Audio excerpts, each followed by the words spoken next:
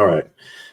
So guys, Joe Wiggins here. I'm joined by Steve Clark and Sam. Is it Ganem? Nailed it. Thanks, all right. Hey, 1 for 1 today.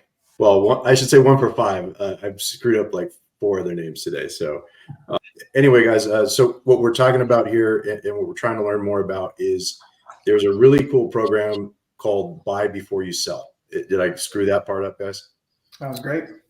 So it's built and designed for somebody who wants to buy a new home or another home, typically a larger home, right? This is usually a move up. I guess it could be a downsize too, but the trick is, or the caveat is, they've got to sell their current home before they can buy the next one.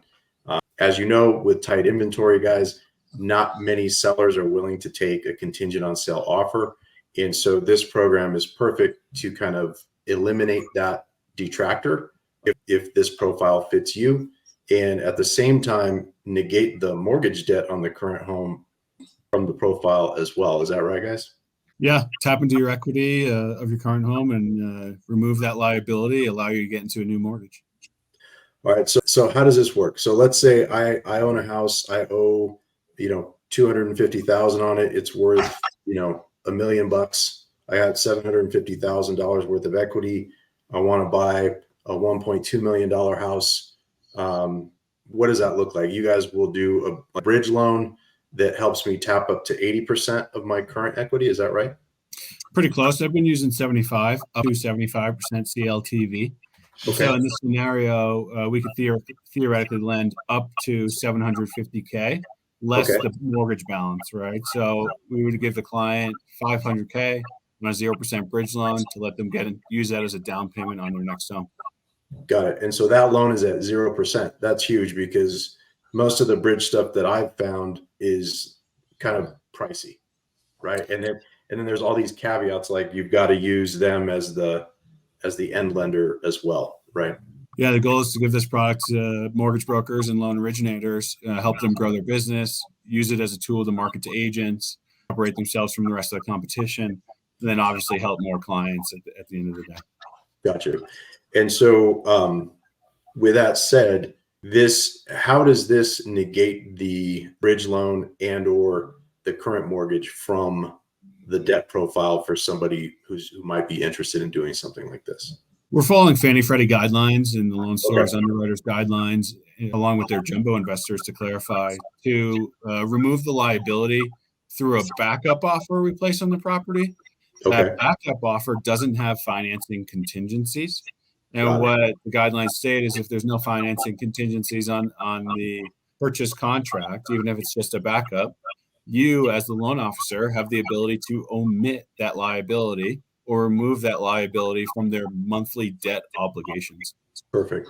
So I figured that's how we were doing it. So it's just because the contingencies are removed, we're not having to hit them with that current house payment, essentially.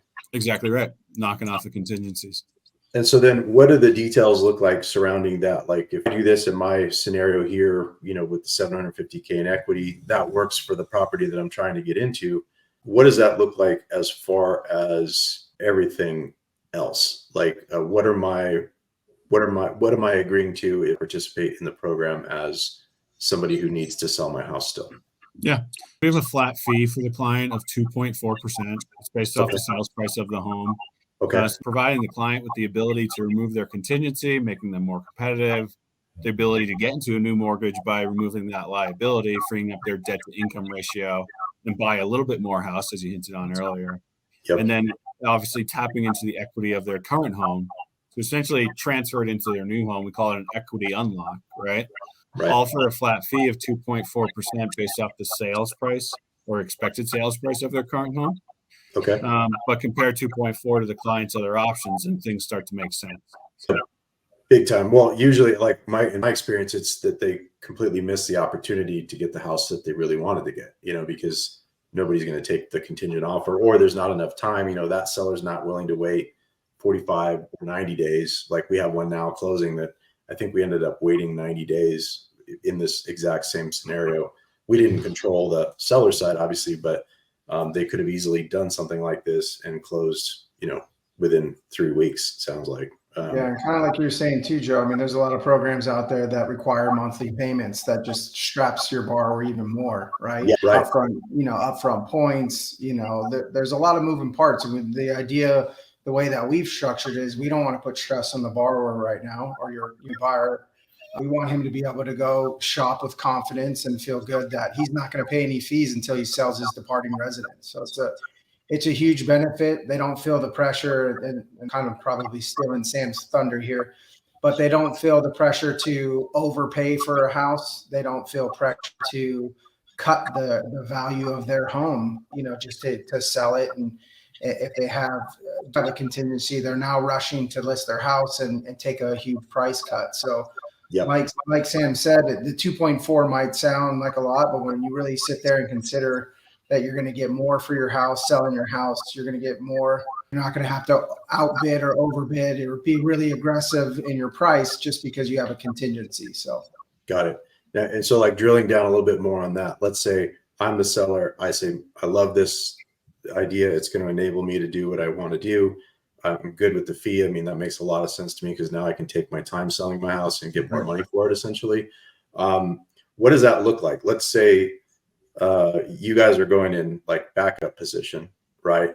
Let's say that I did find a buyer and they fell out, like worst case. What does the worst case scenario for something like this look like? Yeah, so I mentioned we really don't want to buy the home. We want the client to sell their home on their own accord. We Yes. put a backup offer on the property with a paragraph, lack of a better term, allowing the client to go behind us and sell that home behind our backs. So we put a 90-day program period on there from the day they close on their new mortgage. And obviously, it does happen where a client is trying, or someone's trying to buy that home, the current residence, and it falls through. We'll actually extend our contract past that 90-day mark and allow the client to try to sell their home on their own accord. Got it. It's really our model to let the client sell their home. That makes sense. And right now with Inventory Press, it's kind of like the perfect time to actually market a program like this, I think. Yeah. Yeah. Well, I mean, you've heard, I'm hearing more and more stories where they just went ahead and they sold their house and they're trying to buy another one and they've been in an Airbnb for 10 months. I mean, not cheap. No, that's expensive. No, definitely not. And the other thing I'm seeing too is like in this specific case that I'm talking about now, the guy who, like, I just said it was me, but it's a client that I actually just spoke with today and yesterday. And what he's probably going to have to do is hire the listing agent of the home he wants to buy to represent him as a seller and a buyer in order to enable him to get the time frame that he needs to buy that home. Right. And so, like you guys were saying, it really limits your options, whereas maybe and houses are not in the same area. Right. And so that extra time would allow someone like that to, find a local expert who, chances are would get even more for the home. Yeah, you hinted on this earlier. We really allow the client to work with whoever they want, specifically you as a lender in this scenario, right? But whatever agent partners they want to work with. We're not trying to steal the commissions on the agent side of things, and definitely not the lender side of things either. So that's what I liked about the program. Is it doesn't feel that way. It's not, there's no talons in what I saw. It's just it's helping. There is a fee. It's a fair fee. And it's very well thought out is what my initial reaction to it was. And then on the loan side, so in my buyer's instance, let's say we're just going to get them approved for whatever the loan size they need to cover whatever the bridge is not covering, right? And that would just be done through normal channels like a regular purchase, right? There's nothing crazy about that. Yeah, no, that's the partnership comes in with the loan store, right? We've partnered with HomeLight. So they take care of the bridge. They're going to purchase the house if it doesn't sell. And, we're not trying to put you into a special program or purchase. You're going to give you a standard purchase loan as if you did or did not do buy before you sell. So we really just want to increase our market share, in purchase business. So you're going to get really aggressive pricing. There's no, special program. So yeah, we ask that you submit the new purchase loan to the loan store. That's the beauty of it too, because like I had mentioned and you guys reinforced, if you're going to do like the other style of bridge loans that are out there, Yep. they're really trying to capture that end financing, which is what we're just talking about. Yep. And you're at the mercy of like what seemed to be some what does that pricing look like? terms, right? Yeah. Yeah. Right. So instead of maybe a 6.9, you're getting, a 7.8 or 8% for the privilege of getting the bridge loan, which was also expensive, right? Yep. We're not gouging. Again, we're just trying to partner. It's been great with HomeLight. We're all just, like you said, we're all just trying to be fair and offer a program that, gets people into homes where they've been before. That's the idea behind it. Yep. Got it. Cool. Well, guys, I appreciate the explanation. I'm going to end the recording now, and then we can keep chatting if that's cool. Yeah. All right, cool.